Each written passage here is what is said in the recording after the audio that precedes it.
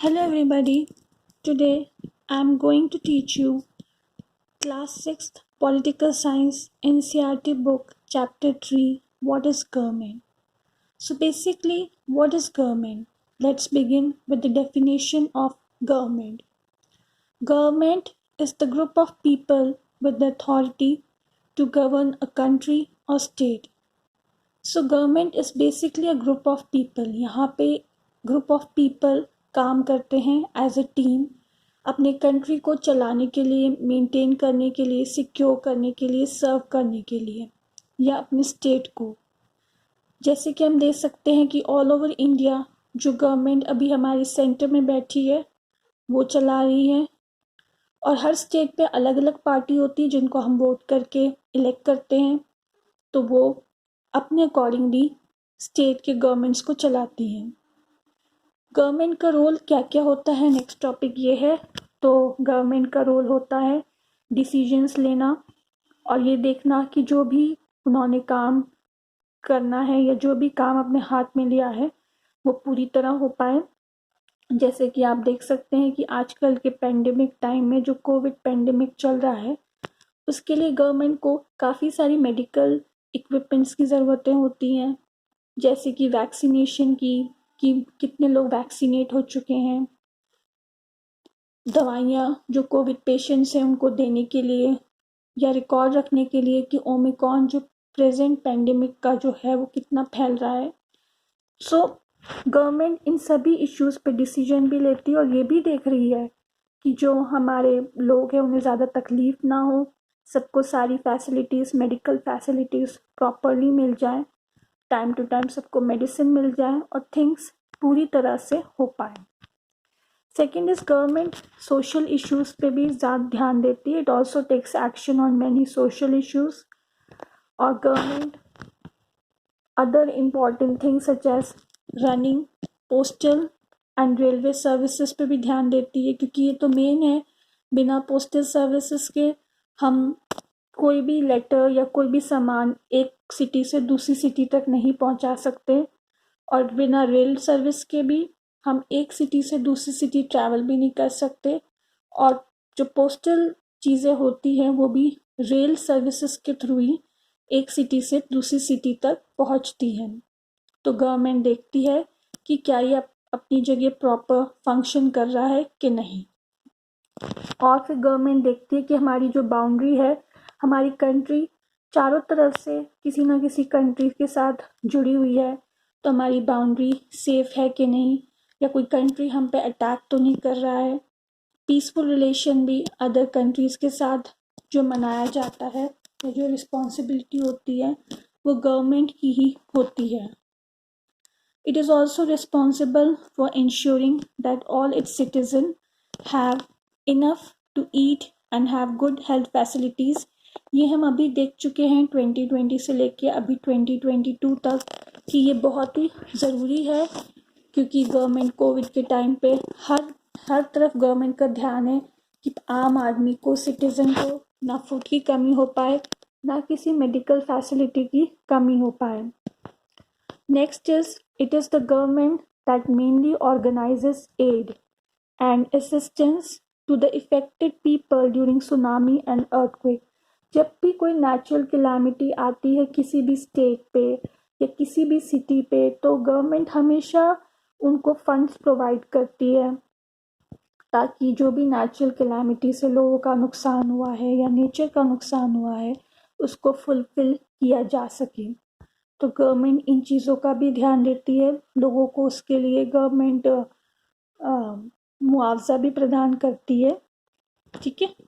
So last is, if there is a dispute और if someone has committed a crime, you find people in a court a part of the government. अब कई बार क्या होता है कि लोग government से भी नाराज़ हो जाते हैं, लोगों को गवर्नमेंट के रूल्स और रेगुलेशन भी नहीं पसंद आते हैं. तो उस केस में गवर्नमेंट ने हमारे लिए कोड बना रखा है कि ताकि हम आम पब्लिक, अगर गवर्नमेंट का कोई भी रूल रेगुलेशन हमें नहीं अच्छा लगता, हमें लगता है कि वो हमारे लिए सही नहीं है, तो हम उसके लिए कोर्ट में जा सकते हैं. हम गवर्नमेंट हम कोर्ट से अपील कर सकते हैं कि गवर्नमेंट प्लीज़ इस रूल को अप्लाई ना करे, हम कोर्ट में अपनी जो भी इस रूल की नेगेटिविटी है वो दिखा के गवर्नमेंट के अगेंस्ट भी जा सकते हैं, ठीक है। और है कि how various task are perform by the government. Government अपने जो ये सारे टास्क जो मैंने आप लोगों को बताए वो कैसे परफॉर्म करती है। So government do this on behalf of their people by exercising leadership, taking decision, and implementing these among people living in the territory. तो गवर्नमेंट ये टास्क कैसे करती है? ये टास्क वो अपने जो वो पीपल वो अपॉइंट करती है अपने अंडर, जैसे कि आप देख सकते हैं हर स्टेट में एक चीफ मिनिस्टर होता है, एक हेल्थ मिनिस्टर होता है, एक यूनियन मिनिस्टर होता है, उसके अंडर भी लोग काम करते हैं, डीएम होते हैं, आईएएस ऑफिसर्स होते हैं, आईपीएस ऑफिसर होते हैं, उनके अंडर भी पुलिस वाले होते हैं, डॉक्टर्स होते हैं। तो गवर्नमेंट की जो चेन होती है काम करने वाली वो बहुत लंबी चेन होती है। तो वो अपने जितने भी ये टास्क हैं ये सारे टास्क वो उन लोगों के थ्रू पूरा करवाती है और डे बाय डे या मंथ में उन लोगों से रिपोर्ट मांगती हैं कि कितना काम हो चुका है या कितना अभी बाकी है, उसको मैनेज कैसे करना है, ये सब गवर्नमेंट इस तरीके से अपने टास्क पूरे करती है। Next is levels of a government. So basically हमारे गवर्नमेंट में 3 टाइप्स के लेवल होते हैं। एक होता है लोकल लेवल जो कि आपके गवर्नमेंट जो विलेजेस में, टाउन्स में और लोकेलिटी में काम करती है। दूसरा होता है स्टेट लेवल जो आपके स्टेट्स को कवर करता है, जैसे कि Haryana, Assam, Delhi, UP etcetera. And third is national level, government for the entire nation. ये जो लेवल्स हैं ये आप डिटेल में आगे की क्लासेस में पढ़ेंगे। इस क्लास में इतनी डिटेल में नहीं दे रखा है, इसी छोटे से टर्म में दिया हुआ है। Okay, so next is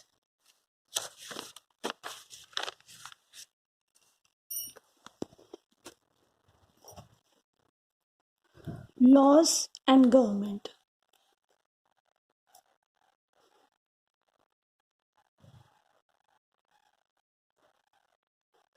So the government makes laws and everyone who lives in the country has to follow them. This is the only way government can function. तो government हमारे लिए certain laws बनाती है and we have to follow these laws और इसी तरीके से government जो है function करती है। The government also has the power to enforce its decision. For example, there is a law that says that all person driving a motor vehicle must have a license. Government के पास ये भी power होती है कि वो हम पे ज़बरन मतलब लॉ एनफोर्स भी कर सकती है।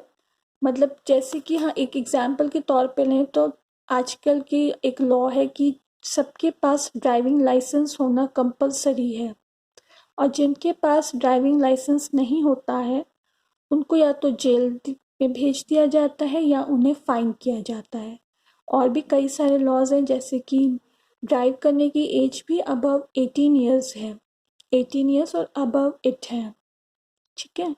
और अगर पीपल को लगता है, अगर हम लोगों को लगता है कि ये एक लॉ हमारे लिए सही नहीं है तो फिर हम उसके लिए कोर्ट में अप्रोच कर सकते हैं और कोर्ट को बता सकते हैं कि वो लॉ हमारे लिए सही नहीं है। हम रीज़न पेश कर सकते हैं उसके लिए। For example, if a person feels that they were not given a job because of their religion और caste, they can move to court. For example हम देख सकते हैं अगर किसी पर्सन को उसके कास्ट या रिलीजन की वजह से जॉब नहीं मिलती है तो वो पर्सन कोर्ट में जाके उसके अगेंस्ट अपील कर सकता है। Okay, so next is types of government. So basically there are 2 types of government, one is monarchy and the other one is democracy. The monarchy, you must have learned that monarchy जो होती थी that is जहाँ पे king और queen rule करते हैं पूरे country को, वो सारा डिसीजन लेते हैं गवर्नमेंट को चलाने के लिए। और वहाँ पे मोनार्क में स्मॉल ग्रुप ऑफ पीपल होता है जो मैटर्स को डिस्कस करते हैं, पर जो फाइनल डिसीजन होता है वो किंग और क्वीन के हाथ में होता है. The king and queen do not have to explain their action और the decisions they take. King और क्वीन को मतलब कोई उनके अगेंस्ट नहीं जा सकता, कोई उनसे आर्ग्यू नहीं कर सकता है. सबको जो भी किंग और क्वीन अपनी कंट्री के लिए डिसीजंस लेते हैं वो मानना ही पड़ता है. नेक्स्ट इज डेमोक्रेसी, जो कि हमारे कंट्री में भी एक डेमोक्रेटिक रूल ही चल रहा है. डेमोक्रेसी में क्या होता है, यहाँ पे हम अपने जो गवर्नमेंट है उसको वोट करके इलेक्ट करते हैं. We have the right to vote. Government जिसको हम इलेक्ट करते हैं वही पावर में आती है और ये हम इलेक्शंस के थ्रू करते हैं. Once elected these person form the government. In a democracy, the government has to explain its action and defend its decision to the people. जैसे कि मोनार्की में तो हमें जो भी किंग और क्वीन हमारे लिए डिसीजन लेते हैं वो हमें मानना पड़ता है, पर डेमोक्रेसी में ये चीज़ नहीं होता है. डेमोक्रेसी में होता है कि जो भी डिसीजन हमारे लिए हमारी गवर्नमेंट ले रही है उसे पहले एक्सप्लेन करना पड़ेगा कि आप ये डिसीजन क्यों ले रहे हो, उसको हमें समझाना पड़ेगा. अगर पब्लिक को लगेगा कि हाँ ये डिसीजन हमारे फ़ायदे के लिए गवर्नमेंट ले रही है, ठीक ले रही है, तभी वो उस डिसीजन को इम्प्लीमेंट कर सकती है. Now the last topic is democratic government.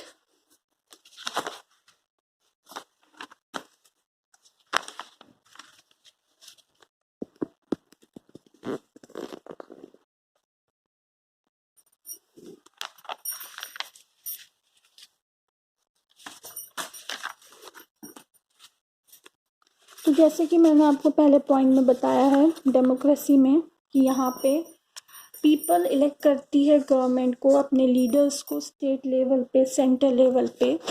So democracy is a rule by the people.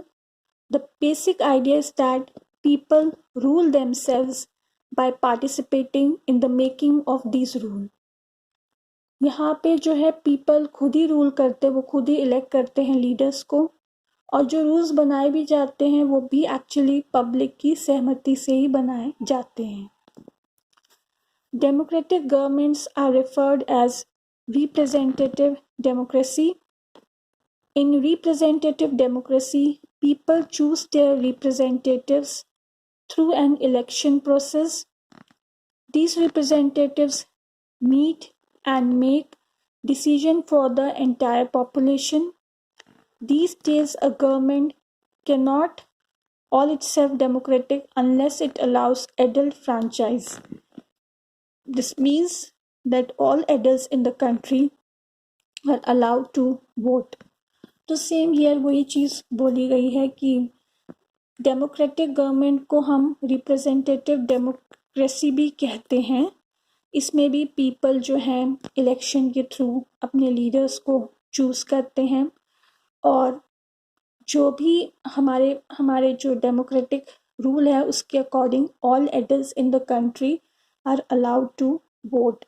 मतलब हमारे कंट्री में हर एडल्ट जो अबव 18 ईयर्स है उसको अलाउ किया गया है वोट करने के लिए, और इसे हम कहते हैं एडल्ट फ्रेंचाइज. अर्लियर टाइम्स में क्या होता था कि गवर्नमेंट में सिर्फ मेन को अलाउ किया जाता था वोट करने के लिए, वो भी वो मेन जो कि वेल्दी होते थे. पुअर मेन को और वुमेन्स को अलाउ नहीं किया जाता था वोट करने के लिए, या जो अनएजुकेटेड होते थे उनको भी अलाउ नहीं किया जाता था वोट करने के लिए. पर और उस टाइम पे जो कंट्री को रूल करते थे वो यही कुछ आदमी होते थे जो कि वेल्दी होते थे, एजुकेटेड होते थे. अनएजुकेटेड और वुमेन्स को ये राइट नहीं दी जाती थी. लेकिन before independence in India only a small minority was allowed to vote. Several people, including Gandhiji, were shocked at the unfairness of this practice and demanded that all adults have the right to vote. This is known as universal adult franchise. तो जब ये rule Gandhi ji ने देखा, वो बहुत shocked हो गए कि इतना अनफेयर चीज़ क्यों की जा रही है कि सिर्फ वेल्दी मैन ही वोट करेंगे और पुअर और अनएजुकेटेड या वुमेन्स वोट नहीं करेंगे। तो उन्हें ये रूल अच्छा नहीं लगा, तो इसलिए उन्होंने सबके लिए एक रूल बनाया जिसमें सभी एडल्ट, चाहे वो वुमेन हो, चाहे वो पुअर हो, चाहे वो वेल्दी हो, चाहे वो एजुकेटेड हो या अनएजुकेटेड हो, सभी वोट करेंगे। और इस रूल को उन्होंने या इस लॉ को उन्होंने बनाया universal adult franchise. This practice is known as universal adult franchise. All over Europe and USA, women and the poor have had to fight for participation in government. Women's struggle to vote got strengthened during the First World War. This movement is called Women Suffrage Movement, as the term suffrage means right to vote.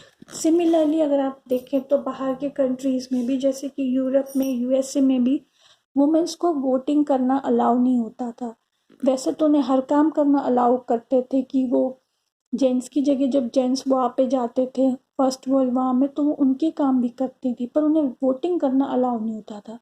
इसलिए women ने voting करने को right को पाने के लिए एक movement चलाया जिसको हम कहते हैं women suffrage movement, and as the term suffrage means right to vote. और ये मूवमेंट चलाना कोई आसान नहीं था। इसके लिए उन्हें काफ़ी सारी यातनाएं झेलनी पड़ी। उनको बांध दिया जाता था, उनको ज़बरदस्ती खाना खिलाया जाता था, उनके साथ वो हंगर स्ट्राइक पे जाते थे तो उन्हें ज़बरदस्ती खाना खिलाते थे, उनकी हर एक डिमांड को अनहर्ड किया जाता था। पर at the end they got the right to vote in 1920, while women in the UK got to vote on the same term as man in 1928. So guys, this is the end of this chapter, and I try my best to make you understand this chapter. These are basically the notes which I made for this chapter, and I will also add question and answers over here. So if you like this video, please share it, subscribe it, and comment it. Thank you.